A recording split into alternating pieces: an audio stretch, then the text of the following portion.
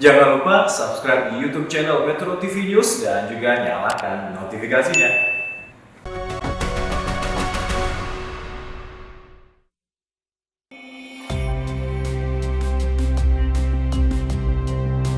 Ketika pemerintahan Orde Baru tumbang, warisan masalah dan tantangan-tantangan baru yang muncul seiring perubahan dan perkembangan zaman harus dihadapi bangsa Indonesia. Seiring dengan datangnya era baru ini, berbagai upaya pemaknaan baru terhadap nasionalisme kebangsaan Indonesia juga bermunculan. Sejak pemerintahan Presiden ketiga B.J. Habibie hingga pemerintahan Presiden ketujuh Joko Widodo, upaya-upaya pemaknaan baru terhadap nasionalisme Indonesia juga terus terjadi dan tak jarang kerap diwarnai kegaduhan. Sejak mulai reformasi ini kan mengalami krisis, apa yang saya sebut krisis mutual trust, krisis saling percaya, karena 40 tahun di bawah kekuasaan otoriter. Ya tentu ada saat-saat yang tidak begitu otoriter ya.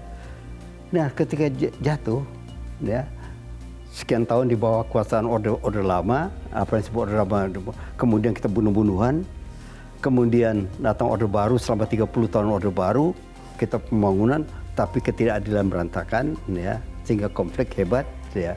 Dan juga kita juga dikuasai oleh pemikiran, kita dikuasai oleh negara.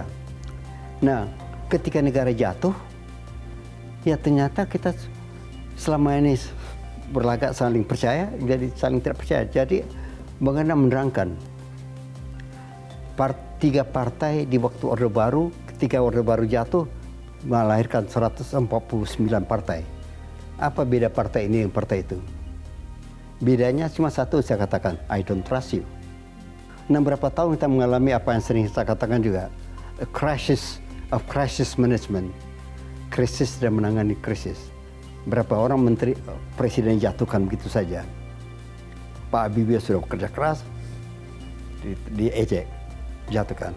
Gus Dur yang terlapor dijatuhkan. Bu Mega yang sudah kerja keras juga jatuhkan. Ya karena tidak ada saling percaya. Saat ini, tantangan untuk memaknai nasionalisme Indonesia secara tepat masih menjadi pekerjaan maha berat, seiring belum terurainya masalah-masalah lama dan makin cepatnya proses perubahan dalam kehidupan masyarakat Indonesia. Bahkan, dalam beberapa tahun terakhir, perebutan wacana dalam memaknai nasionalisme Indonesia kerap berlangsung sengit dan mengkhawatirkan karena membahayakan sendi-sendi kebangsaan seperti persatuan, keberagaman, kemanusiaan, dan keadilan. Bahwa setelah reformasi kita mengalami apa yang disebut fobia Pancasila, karena kita selama Orde Baru seperti dicekokin Pancasila dalam satu versi yang sangat represif ya, sehingga seolah-olah bahwa selama reformasi kita sudah oke tanpa Pancasila. Nah, karena tidak adanya pendidikan Pancasila, tidak adanya penggunaan Pancasila sebagai mainstream di dalam pengaturan berbangsa dan bernegara, orang akhirnya memunculkan definisi masing-masing dan menginterpretasikan masing-masing karena memang maunya mereka seperti itu. Indonesia sebagai masyarakat majemuk, di satu sisi memiliki kekayaan yang luar biasa, tapi di sisi lain masyarakat majemuk ini memang sulit mencari titik temu.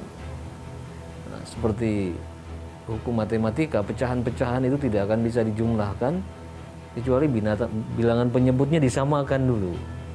Nah, Indonesia dengan pecahan agama, ras manusia, adat istiadat, budaya, partai politik, hierarki sosial, ini masyarakat majemuk luar biasa, tidak akan bisa dipersatukan kecuali kita punya penyebut bersama.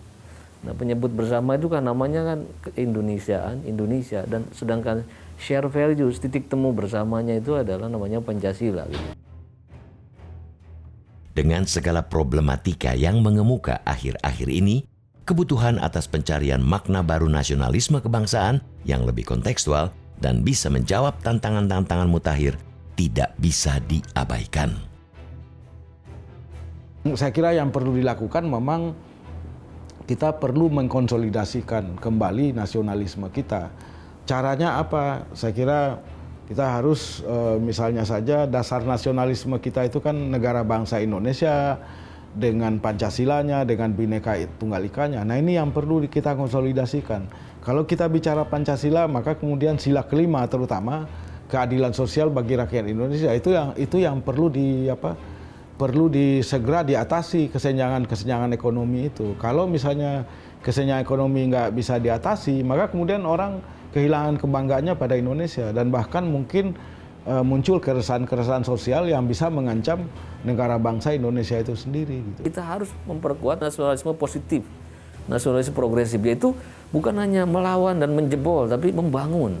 Bagaimana karunia Tuhan yang diberikan ini kita beri nilai tambah dengan mengerahkan seluruh talenta-talenta terbaik bangsa ini untuk bisa berkembang di ruang publik. Semangatnya bukan menjegal, tapi memberi peluang bagi semua talenta terbaik itu bisa mengaktualisasikan diri, bisa mengolah karunia Tuhan ini untuk luas-luas kemakmuran bangsa ini. Meski terus dihadapkan pada jalan terjal, pencarian makna baru nasionalisme ini harus tetap dilakukan agar arah perjalanan kebangsaan dan kenegaraan kita tetap berjalan menuju arah yang benar, arah yang bisa mengantarkan bangsa Indonesia menuju kesejahteraan dan kemuliaan, bukan menuju perpecahan atau kehancuran. Metro TV